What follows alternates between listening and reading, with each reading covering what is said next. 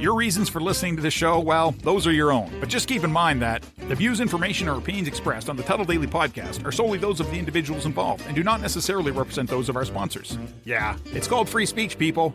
Nobody's forcing you to listen. Get ready for your daily dose of Tuddle.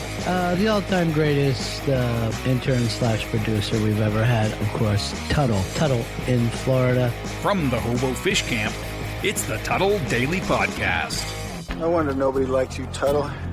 Everything's a goddamn debate. Greetings and welcome to another edition of the Tuddle Daily Podcast. Hopefully you guys enjoyed your weekend. Couple of ways you can get a hold of me. You can email me, tuddle@gmail.com. That's Tuddle with two D's, Tuddle @gmail.com.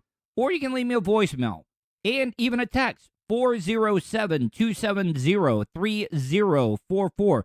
Once again, that is 407-270-3044. Gotta tell you, some pretty big upsets over the weekend, especially on Saturday when it came to the NFL. And I thought we were going to see another Brady comeback, kind of like when the Atlanta Falcons were up on the Patriots by so much. They ended up tying it up. Everybody thought it was going to go to overtime. And it was just that type of luck for the Bucs this weekend, especially on Sunday. It just was not their day. I knew straight out of the box, Brady just looked a little off. And he, like in true fashion, why he is the GOAT, he was able to come out in the second half and do an amazing job. But the offensive line, oh my God, man. What the hell was that about? Brady got a busted lip, still played. He got his first unprofessional foul. I don't know if they call it technicals in the NFL, but it got him 15 yards. It was the first time he had ever had that in his life because he took a cheap shot from one of the Rams players right underneath the chin and the face mask. You see that happen a lot to quarterbacks. He got a little bit of a busted lip, but come on. Go home. Giselle will put a little bit of ice on that. Maybe get down there and you know what I'm talking about. But, and also the defense. The defense gave up a lot of big plays this weekend. They gave up that really, really long touchdown. And then how do you let them drive the field that far in that little bit of time? And then it all came down. Well, matter of fact, I think 3 out of the 4 games ended up coming down to game-winning field goals this weekend. So it just wasn't meant for the Bucs. I know there's a lot of rumors, a lot of talk out there that Brady might not be back. I just don't see Brady. Look, I mean, he may never win another Super Bowl. And guess what? He's still the GOAT. But Brady doesn't seem like the type of guy that's going to go out a loser. And I'm not even saying that he is a loser if he does. Anyways, it was a good run, boys. I don't even know why I said that. I guess it's because I've been working in Tampa for so long, the past decade. A lot of the supporters of the Tuddle Daily Podcast are in the Tampa area. It's the best city when it comes to downloads for people that listen. I want to get into a story that I thought was pretty ridiculous. We had monkeys in Duluth Springs. We on the nature trail there. They had monkeys out there because they had like a little zoo type area out there. And now in Florida, we got pythons, we got iguanas, we got so many invasive species. But there was this accident where I guess a tractor trailer carrying a bunch of medical research monkeys got into an accident. I think some of them escaped. And I just cracked up when I heard this news report. We begin with breaking news. 4 monkeys are on the loose tonight in central Pennsylvania. It's just not one of the things that you would see coming right out of the gate. Breaking news. Must have been a little bit of a slow news day. Maybe some of the violent murders in Philadelphia or Pennsylvania it had to take a back burner. Because I got to tell you, 4 monkeys on the loose, 4 medical monkeys. Who knows? These monkeys could be holding the next pandemic, and they're out there running around. You're going to have Cuba Gooding Jr. Cuba Gooding Jr. is going to be out there trying to lure these little medical monkeys, these outbreak monkeys, hitting them with a blow dart. Who knows, man? I mean, it could be like chronic wasting disease or something like that these monkeys have, but 4 monkeys are on the loose in Pennsylvania. Yes, we said monkeys. Let's go right to Newswatch 16's Nikki Cries. She is live near Danville tonight to tell us what is going on. Nikki. Well, Lisa and Scott, according to state police, a truck carrying around 100 monkeys. You know that this truck driver, he probably is just waiting to get to the next truck stop, find you a loose lot lizard out there, maybe buy some of that high-speed chicken feed, if you know what I'm talking about. Methamphetamines.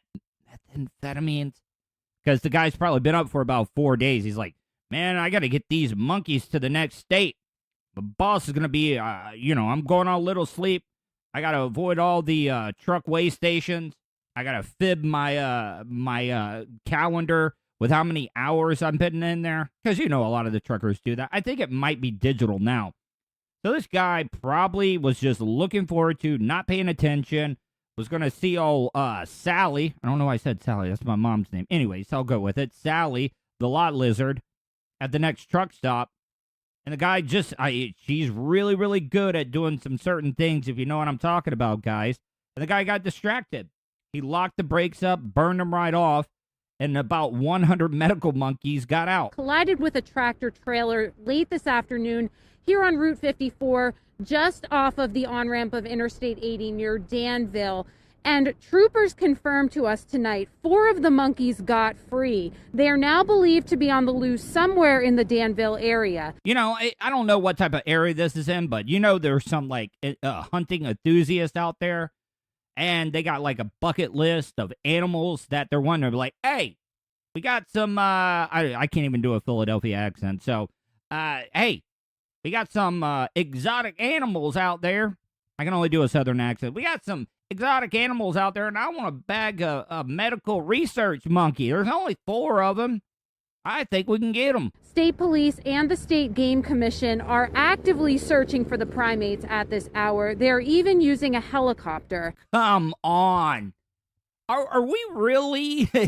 Is Philadelphia out there using a helicopter? Are they using some of that heat-censored cameras to be able to find some monkeys that are hanging out in a tree or something? You got to get some of them. You at least got to get all of one sex, because the last thing you want is a bunch of monkeys, medical monkeys, banging, having babies, and then you're going to be overrun. Philadelphia is going to be overrun with a bunch of medical monkeys. Again, the search is on for those 4 monkeys here in the Danville area. That crash happened here along Route 54 around 3:30 this afternoon. We will keep you updated here on Newswatch 16 and at WNEP.com. Nikki Cries, Newswatch 16, live tonight in Montour County. I'm going to stay on top of this story. We're going to do medical monkey watch until all 4 monkeys are brought to justice. They're able to be brought in, give these medical monkeys the perp walk, get them back safely. Hopefully they don't infect any of these other wildlife that are out there, native wildlife. If I'm being honest, these are probably STD medical monkeys. They're probably infecting them with herpes, the HIV, all types of stuff. You're going to have a lot of herpes, HIV medical monkeys running around Philadelphia. This could be just right out of a plot of the Planet of the Apes and stuff. That's how it starts. These monkeys are going to be all mad because we're pumping them full of HIV and herpes, and they're going to come back. They're going to come back and get us. And we're going to rule the day that some trucker was looking forward to getting with Sally at the next truck stop, because she's one of the best lot lizards in Philadelphia, and that's how the whole world comes crashing down. All right, guys, welcome back to the Tuddle Daily Podcast. Really, really excited about my next guest. He is calling from Compton, California. Jay Saul. Jay Saul, how are you doing, man? I'm good. How's everything, bro? Good, man. It's a little rainy out here in Florida today. We get a lot of rain. It's a subtropical place. Florida's a crazy place. Have you ever been to Florida? I have not. No, I have not been to Florida. But it's been a little rainy over here too, man. So we're there with you. It's been kind of weird over here past couple of weeks. It's like it's sunny one day and the next 3 days it's rain, and yeah, it's weird. Well, you guys went. It was kind of bone dry there for a while in California, right? You guys were having We had like a drought and everything. Yeah, it was bad. Yeah, that's the thing about California, man. They got a lot of the natural disasters. Here in Florida, we got the hurricanes. When we get the hurricanes, we're screwed. You guys got earthquakes, mudslides, fires. Violence. Right. Right. We have a lot of violence here in Florida. But Jay Saul, before we get into the interview, tell my audience a little bit about yourself. Because I was checking out some of your music, man. I got to tell you, you see a lot of people that want to be artists, and it's either the production is not on point, the content is not on point. I like people that discuss issues or real life situations and stuff instead of just talking about what I have and you don't have and all the money I have and stuff. Right. Tell my audience a little bit about what you got going on. So pretty much, man, I'm an independent artist from Compton. I've been doing this for like 15 years, man. Just grinding, trying to figure out my operations and just building up as an artist, man. It all started when I used to just freestyle in school. So I used to just freestyle, man. And then it gradually got into like me going to a studio and recording myself. And then from like going to the studio and then trying to, get these records done and then investing in my own studio. And then after investing in my own studio, going into like the production area and trying to create beats, and then once I figured out like the production side, then I started reading books on like engineering and finding out how to like just make the sounds sound dope, instead of it's a lot more to just putting sounds together and thinking it's going to be okay. Like, no, like you're talking about, just like the production value, quality, and really focusing on like my lyrics at one point and then my delivery, because it was just practicing one thing at a time, man. And, through it all, man, through the 15 years, I've been through ups and downs, whether it be in like music, a lot of like setbacks, a lot of failures. Like in order for you to succeed, I believe you have to fail. Like that's just part of the process. So that's kind of what, I had to go through as an independent artist. Like I had to see a lot of failures, man. And, even now, you see some, but it's more when you get those successes and you're reaching those goals, it's just a lot more, it's rewarding. It's more rewarding. Man. Yes, definitely a lot more rewarding. So it's like, even lately, like I've been focusing on like the marketing side, and like now I'm finally getting like placed on like music playlists, and then I'm understanding like influencer marketing. So my Instagram, my TikTok influencer marketing, so like people can use the record, and now that's going to be in play like within like the next 8 days. So I'm looking for like some type of viral moment that I can emphasize on once. Yes, that's all. And I feel like that's just what it is, man. Once you get that one record in that one moment, like all you have to do is just emphasize on it and be ready for it, because you don't want to go viral and you don't have anything ready. When I have like records and albums already in the vault, like I'm ready, the content, like I'm able to create it, like my setup here, like it's very easy for me to create things. It looks good, man. Oh, thank you. It does look good. Like I'm getting my stuff set up. I've worked in radio for the past 22 years, and I've had an ear. I want everything to sound right. For a longest time, I was doing my daily podcast right off of my iPhone. I bought a little Rode microphone lightning connector, and I'm good at doing post-production stuff, adding the dynamic processing and all that stuff that goes into it. But Jay Saul, so let's talk about failure and stuff like that, because you brought up a great point. I really do think you have to fall before you hit the top, because look in sports, okay? Right. MJ had to lose a bunch. He had a hard time getting past the Pistons, and then once he got past those guys, he ended up winning. He had 2 3-peats, And I'm not trying to compare us to MJ. Nobody is MJ, but it does show you that failure is a teaching moment. Right. No. Go ahead. I'm sorry. Oh no, but those failures, man, it just comes with like people who, you know, you had in your team. You'll see a lot of people like come in and out, you know, some people that you kind of building that belief system. But when things get hard, then you kind of, you start to see like the complicated road test other people around you that says like they believe in what's going on and they want to be there. And then when it starts hitting the fan, and they're just like, oh, it starts slowly fading in the shadows. And sometimes you just got to notice those kind of, you know, they'll notice those people and notice like, all right, who really stuck with me and who really stuck around when, you know, things were really down and out. And I got to the point where I got used to it. Like, I'm not scared to fail. Like, I'm not scared to fail. Like, it'll be points where I'm dropping music and, you know, say I won't get like, hey, like, this is like, you know, there's people talking to you and, oh, we can do this for you. There's so many opportunities. And then you get there and then that opportunity doesn't really fall through. Like, that's going to happen. There's going to be a lot of people who say they're going to be able to like give the world to you. But the thing is, I feel like you got to give the world to yourself. You know, like that's me. Yes, you do need to meet those people who know such and such. Sometimes that's just a good way. And you know, you gain those friendships through it. Cause I have friends, I have like real like friends in the industry. So I'm just like, all right, man, like whether it be like my engineer, like Shan McMullen, she's super dope. Like she's touched like a lot of my records, like after it's been done. So it's like also outsourcing too. Like, yes, I have learned a lot myself, like, you know, to do like the audio engineering stuff, but you get stretched in. You get stretched in though. You can't do everything by yourself. Jason, so a lot of musicians pull from their earlier years where they grew up from. You know, I'm not like cornering hip hop artists, but like I'm saying all musicians kind of like to talk about where they were raised and the experiences and stuff. Right. And when everybody hears Compton, like, you know, everybody's like, oh man, you know, because white America, middle America, they all think of Compton of everything that they see from like Boys in the Hood and all types of movies and stuff.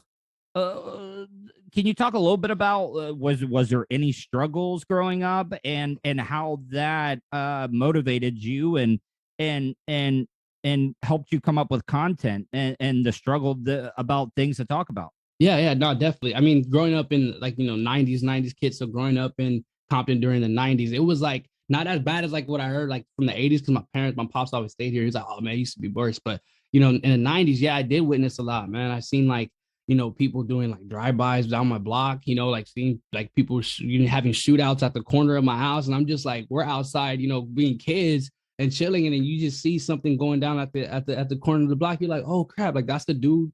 When we were walking, like one time we went to the corner store. We were coming back from the corner store, and like, you know, we were with my friends, and then a guy kind of like creeped up on a bike, and then he was asking one of my friends questions, and we had no clue, you know, we were kids, so we were just walking. He's like, oh yes, he was asking me questions because there was something that just happened. I guess the street stuff was going down, so we're like, oh okay. That same guy that was at the corner of the block actually was talking to somebody in a car, and I guess the person in the car said the wrong thing that he was looking for, and he just started shooting inside the car. So I'm just like, crazy, man. Another time was like when a guy was just pushing down the block with a bike.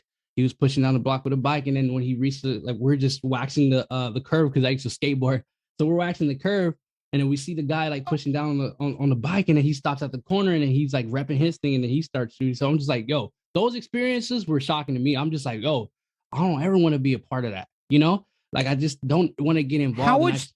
How was your family life growing up? Like, you know, like you know, like I said, a lot of America only sees what they see in the movies and stuff like that, or the news and stuff. Like, I mean, what kind of family did you grow up in? Like big family? Did you have both parents and stuff there? Because the only reason I asked that is because, you know, like I said in the movies, are like, oh, you know, single mom, or, you know, just the dad went to go get cigarettes at the convenience store and never came back, or anything like that. I'm not saying that's the case, but you know, like people get it twisted a little bit of how it really is. Right. Well, I mean, like honestly, like I had both my parents, so that's a blessing. But you know, as we got older, it was mainly like my situation was like with my siblings, man. So like I would see like my siblings go down like a road where they shouldn't have gone down, which is like, you know, messing with like being drugged, you know, being around people who are around drugs, and you know, them dabbling in it, and seeing like, you know, my younger sister like kind of like, you know, break apart, and you know, see that kind of ruin her life, and how that affected like my family, you know, with us, like, you know, dealing with, you know, her trials, because you know, love is pain is deep, you know. When you is she love doing somebody, okay? She's still, out there. I'm not trying to pry, man. No, I it's all was good. just asking. No, it's all good. Yeah. I mean, but like, I love her. I mean, I seen her like a couple of days ago. She'll stop here and there. And, some days she looks good, some days she doesn't. And you just got to kind of like deal with that. And it's just like, damn, like it's crazy because, we take care of her daughters and, my parents have adopted them. And it's a tough situation, man, when you kind of see that, when you see how bad, life of like, people who are involved in that drug life, how much it affects a lot of the other people, a lot of people around them. And I had to witness that. And I had to, take in that pain, and not just with myself, like not just how I feel towards my sister and how much love I got, but like seeing my parents go through that, and I kind of feel like, with like since 2008, it's really dragged us, it got bad in like 2008 and all the way up to like, it's better now, but like 2018, it was like 10 years, bro, just to like fathom, like it was this crazy stuff going down. It was like either one thing or next, it's just like, she's good one moment and then like she's pregnant, like another year and then pregnant again for. So it's a lot, man. A lot of people look down on drug addicts, or people that get addicted. Right. Like they're a lesser type of person, and I really don't ever think that, because a lot of people is like, oh, just quit or just do this, just do that. Right. Here in Florida, we had a big problem with the pain pills, the pain pill addiction here in Florida. And, a lot of people self-medicate. And by what I mean by that is they go through some type of trauma early on in their lives. They see something. And it's just weird because everybody just looks down like, oh, they could do better, or they're mooching off the system or anything like that. And right. That's not the case. I think the war on drugs has been a big failure in this country because we're just locking up people that are buying drugs, and they're not going after the people that are the high level type people, the people that are preying on people's addictions, right? Because they're self-medicating and stuff. Right. No, and I agree to that, man. Because I mean, they're not going towards the source. They're just trickling down. I mean, they always try to figure out, okay, how to get to it. But yeah, man, it's most of the high level people who aren't being dealt with, and it sucks, man, because a lot of those people don't. It's success or whatever they want to call that. I wouldn't even call it success.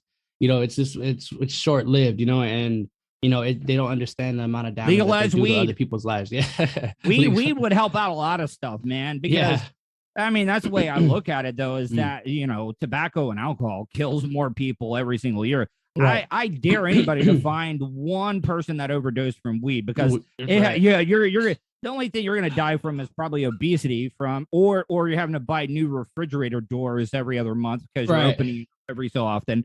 And I'm not trying to get all deep and stuff because I've looked into this. I've had my addiction problems. I was an alcoholic for the longest time, because I was drinking. I went through a lot of childhood trauma when I was younger. It wasn't because of my parents. Right. Because, like stuff happens to kids, and kids don't feel like they can talk to their parents about stuff like this. And that's why a lot of younger adults and stuff go out and try to self-medicate when it comes to stuff like that. Right. No, yeah, I agree, man. And it is legal out here, in California. So everybody, we got medical. Medical. Oh, okay, you guys got the medical, yeah. Bro, there was like a shop open at like the corner of my block. Like they had like shops everywhere. So I'm like, oh, this thing is. Like about a year and a half ago, I'm like, oh, this is really legal. Like people are really out here. So that's cool. I mean, it's a chill. Like you said, it's better than alcohol and everything else, man. Because, and the tobacco. So it's like, yeah, man, if you want to, chill, smoke some weed, cool, man. That's the vibe. That's the vibe, Yeah, I mean, I used to back in the day, but I can't do it anymore, man. That's just me. Like I don't ever spaz out on it. But it's just like, I don't know. It's just weird the way my brain functions on it. It's just not like, so I'm like, all right, I need to be like at 1,000%. It's just very weird, bro. I get it. You seem like you're the type of person you like to be in control. You don't like to just like, oh man, because when you get high off of weed, you'll be like, man, did I say something wrong? Did I say the wrong word or something? You just want to make sure you're on top of your game. On with me right now is Jay Saul. Jay Saul, tell my audience how they can check you out on social media and how they can find either your stuff, because you're doing a lot of Twitch stuff as well too, right? Yeah, I'm doing the Twitch stuff. So I'm starting the gaming on Twitch. I mean, I've invested in my whole rig. So what you playing? So pretty much I want to like collab with bigger Twitch streamers. I mean, I like gaming, man. Like that's one of my things, bro. So I love gaming. So eventually if I could like, you know, get pop off with this music, then I would definitely want to transfer people and you know, start my Twitch dream. But I'm doing that now because I just want to get used to it and, you know, just get used to people in the chat and having conversations. And I have built some relationships. So it's pretty dope. So eventually, yes, I do want to get good at the Twitch thing after I flourish in the music thing. But Instagram, where can they find you? Instagram, Twitter, Facebook, all that stuff. So IG, Facebook, Twitter, you can find me at This Is JSOL, JYSOL. And then on Apple Music, JSOL, and Spotify, JSOL. Hey, JSOL, it's kind of, you did what I did, you know, because I was married. I got divorced in 2014, but my wife, she stayed on top of everything because I was working in radio. And then that's where like social media like started like, you know, popping up. Because I remember back in the day, MySpace, you remember we'd be on MySpace and you'd spend like all day trying to learn HTML coding and stuff. So you could do all that stuff. And they made it so much easier. But like my wife, every time a social media account popped up, open, she would like automatically get Tuddle, Tuddle. So everything is just straight Tuddle. Even my email, it's tuddle@gmail.com.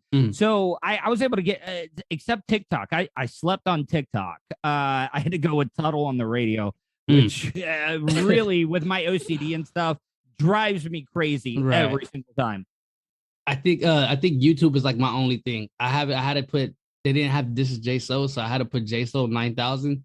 So I was like, I hate when you have to add numbers and stuff because I'm youtube.com/Tuddle. I was lucky enough to get on right there. So that's the only one, TikTok.com/Tuddle on the radio. It drives me crazy, but I mean, that's the way you got to be when you want to get yourself out there because the market, it gets so diluted now. Even with the podcasting that I'm doing, there are so many people out there that want to do podcasts. It's the same thing as being a music artist. Everybody, you know, back in the day, it was all about, what radio station you could get to play your music or you could get one little thing. But now there's so many other different type of avenues. And the way that I've looked at it, like you, back to what you said earlier, TikTok, you get one of your songs on there that everybody uses on a trend or a dance. That's what you need to do. You need to find a choreographer that you can come up with some creative dance, produce that first video, put it out there. And then right there, man, and I could be like, man, I talked to Jay Saul before he got big. Now he won't come on my show. He won't come on my show anymore. Nah, I'll definitely come back on the show. What? Nah, but I feel like that, like when it comes to like TikTok too, like it's mainly like what can be what can you make a viral moment off of the record? Like what's really standing out? Like there's always one part of the of a record where people like say it. You know, it's just like the statement of the record, like, yo, I like this part. You know, and then that's when the DJ drops it, and then like that one part. You know, like I feel like those, you got to find those sections in the song, or like what is like a certain point of the record conveying, like where is it sounding either confident, what type of emotions happening. So that's kind of like what I was studying. I was trying to figure out, all right, man, what part of Payroll, which is like my single that's out, what part of I did Payroll, listen to it. Great hook to it, by the way. Oh, thank you, bro. Thank you. So I was like, man, what part of Payroll is going to be? So I took the part where it's like the ending of the hook and the beginning of the second verse.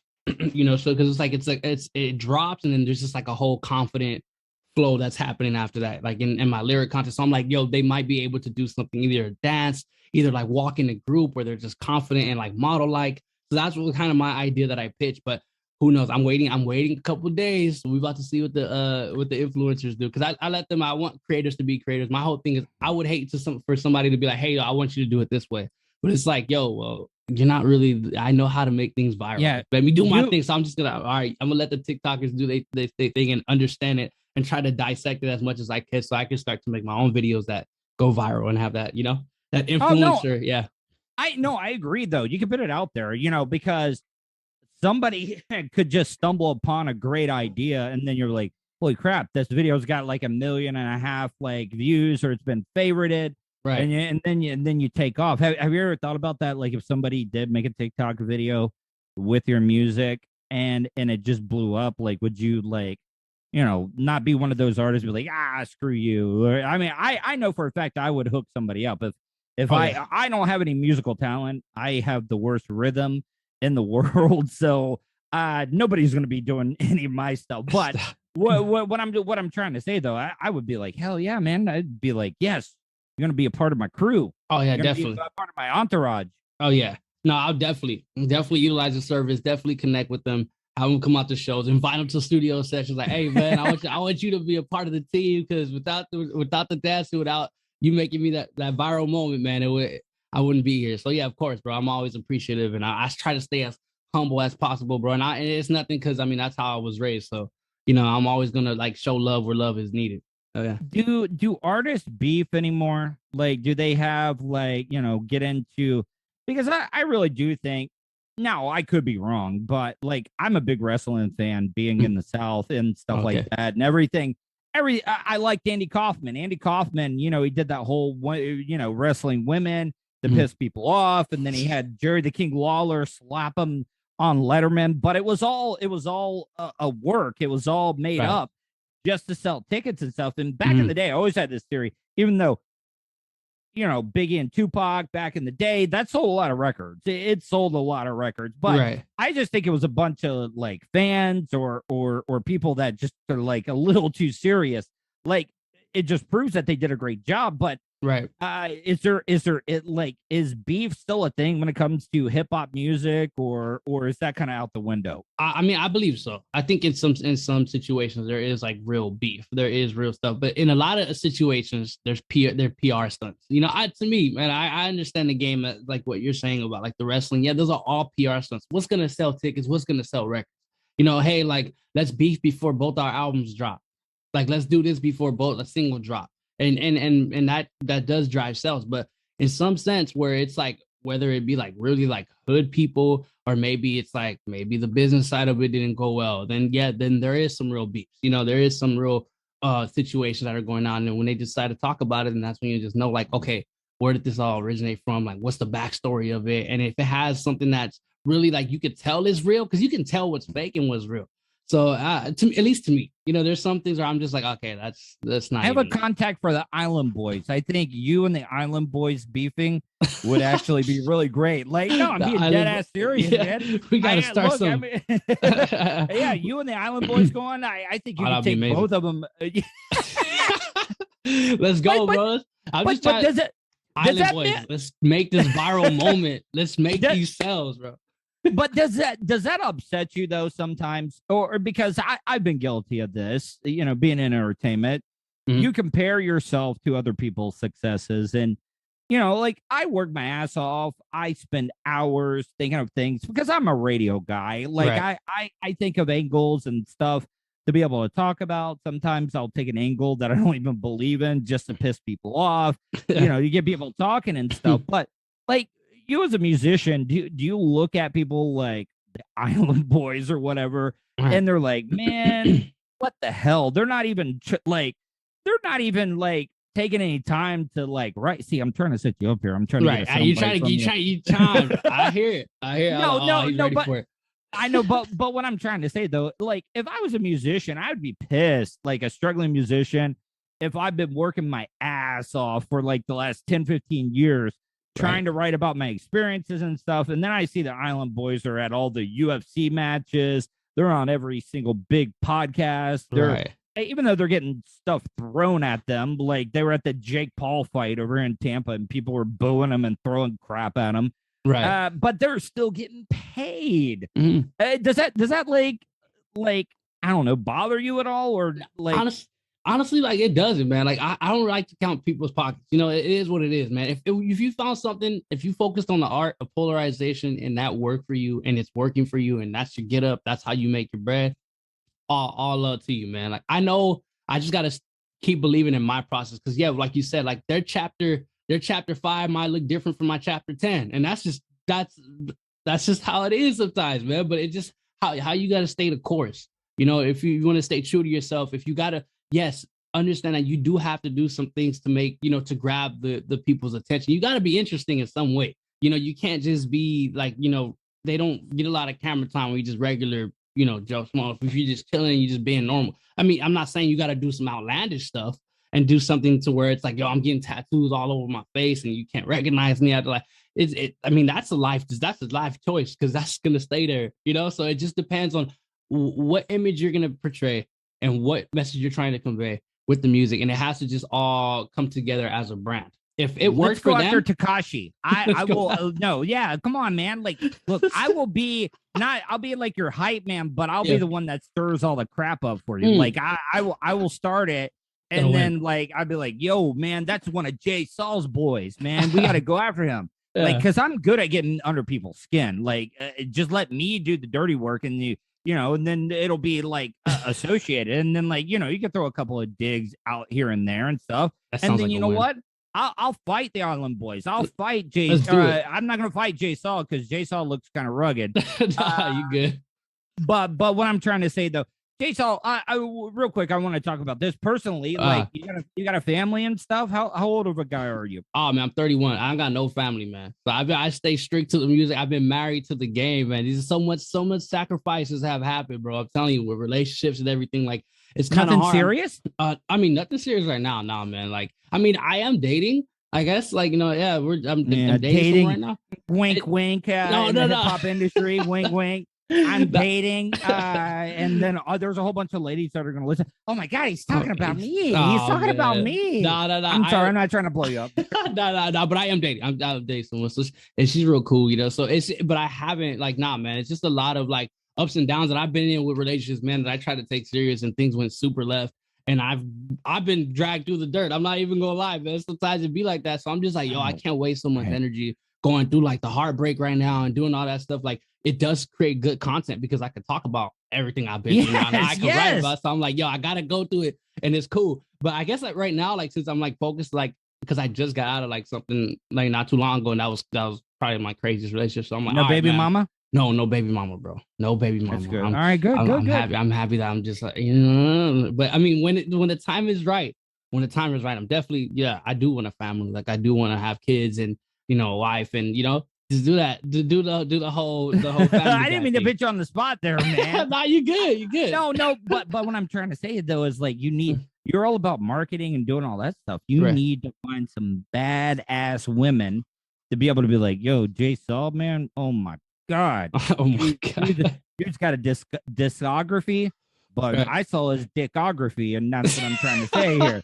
Like you need to get some. Need to start getting some women to tell some stories. Oh, you're right, bro. Some pictures and stuff. Be like, man, Jay Saul, man. Oh, I wasn't walking right for like 2 or 3 weeks. Oh my God. And it was funny because like about like a year and a half ago, I used to do like this thing because remember you talking about. Hey, like the Island Boys, I had an image, bro.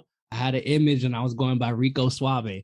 So I had this image, bro, and at my whole record, I put out a single called Rico Suave, and it's under my old artist name because I rebranded. So is it out there? I gotta find that. My old artist name is Kalay, Kalay. So you gotta, if you want to listen to the old music, it's there. But since I rebranded, I'm going to like put everything together with. Eventually, like I'm already in the process of doing that, so you can find everything under like this is Jay. So, but yeah, so I did like the whole Rico Suave record, bro. Man, I was like at like clubs, like people would invite me just to go to the clubs, man, just to like turn up. And I'd be the VIP guy, like I'd be the guy I was the guy, like the crazy party guy for a minute, and then it just started taking its toll. I started getting older, hangovers started hurting. Yeah, you don't want to be the old guy in the crib. Look, I'm 42, man, and like. I've been sober for 2 years now, but even in the late 30s and stuff, man, like holy crap! Right. I would see because I had to get up at 3:30 in the morning, so I would just drink, and then it got to the point where the radio host, I was a co-host on the show, they would breathalyze me every morning when I would come in the morning, and but then they were just like, oh, he's just the alcoholic on the show, so he can come in. And then we had a vodka sponsor, and like every time I would get a big laugh or tell a funny joke, they would throw me one of those like airplane-sized bottles of vodka. Some mornings, like on a really good day before 10 a.m., I would already be like 8 shots in. Sheesh. And it was not that great. It really, really wasn't. But, back to your alter ego music ego, that, Garth Brooks, I mean, I don't know. Everybody's heard of Garth Brooks. I don't care, even if you're in Compton, California. Right. You've heard of Garth Brooks. I actually haven't. Who's Garth Brooks? I'm sorry. Shut up. You're gonna whatever, dude. He actually had an alter ego where, he was doing like this rock kind of like feminine type looking rock star hair metal band type guy. It was his alter ego was Chris Gaines. Mm-hmm. And everybody's like, what is Garth doing? Because Garth had over 500,000 people at the Central Park concert he did. And we're talking about New York. Mm-hmm. People don't wear cowboy hats in New York. And guess what? Everybody in New York was being posers walking around with cowboy hats on and stuff. And guess what? He was getting paid. He had Billy Joel come out on stage. I mean, you got to do what you got to do, man. But Jay Saul, man, I really, really appreciated and enjoyed this conversation, man. I really would love to have you on again because I'm trying to branch out. I'm making money off of my YouTube channel now since I'm monetized, and maybe we can get a live stream, maybe do some gaming or something like that. Let's do it. I'm not. Well, you know what? I'll admit it. I'm trying to be a hanger-oner. If I can get if I can get any rub off of you, and by rub I mean just some stray followers that go to my way, like, come on, man. Like, I'm a whore when it comes to trying to get people. That's exactly what I'm trying to do. Bro, I'm super down to get back on this podcast. Hey, let's do it, bro. Let's rub each other. Pause. So was it bad? Was it bad? Or do you tell every other podcast that you're on, you're like, yeah, man, it was great. It was awesome.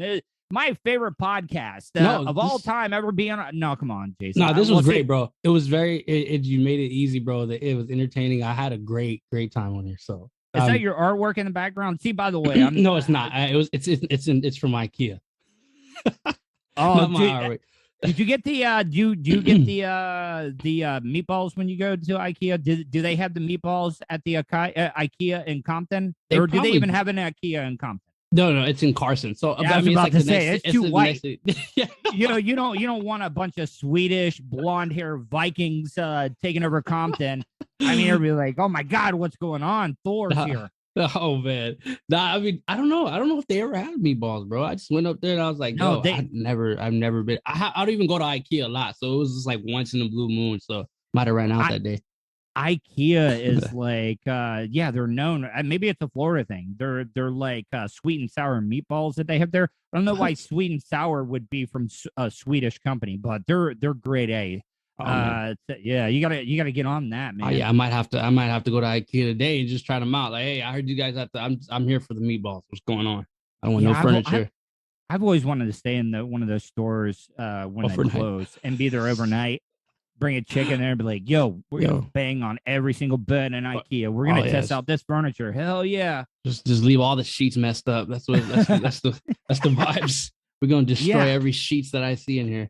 Let's do it. Yeah. It would be like when I finish, you can use it as glue to put your shady ass furniture together. Oh, amazing. Yeah. Amazing. Anyways, Jay Saw, man. Once again, before you go, tell my audience how they can check you out. So you can check me out on Instagram, Twitter, Facebook at This Is J Soul. And then you can look me up on Spotify, Apple Music at J Soul. Check out Payroll, my new single, man. Appreciate everybody. And that's the show for today. Thanks for listening to the Tuddle Daily Podcast. Hey, don't be a dickhead. Do us a favor. Like, share, and subscribe to the show. Also, check out the Tuddle category at 315live.com. The Tuddle Daily Podcast is brought to you by Starfire Transport, StitchYouUp.com, and PocketPairClub.com. Special thanks to show producer Vulture and co-host Sirach. Show voiceover service is brought to you by JCVoiceover.com and The Little Cheese Show. Download and subscribe to The Little Cheese Show everywhere podcasts are found. If you want to help support the show, go to paypal.me/TuddleOnTheRadio. You have something you want to say? Tuddle@gmail.com or leave a voicemail at 407-270-3044. To follow all Tuddle social media, go to Tuddle.net. That's Tuddle with 2Ds.net. Thanks again for all your support, and we'll see you tomorrow on the Tuddle Daily Podcast. I get ignorant in normal situations. What you mean? What the fuck you mean? What are you talking about? Nigga, what the fuck is you talking about? Oh, shit.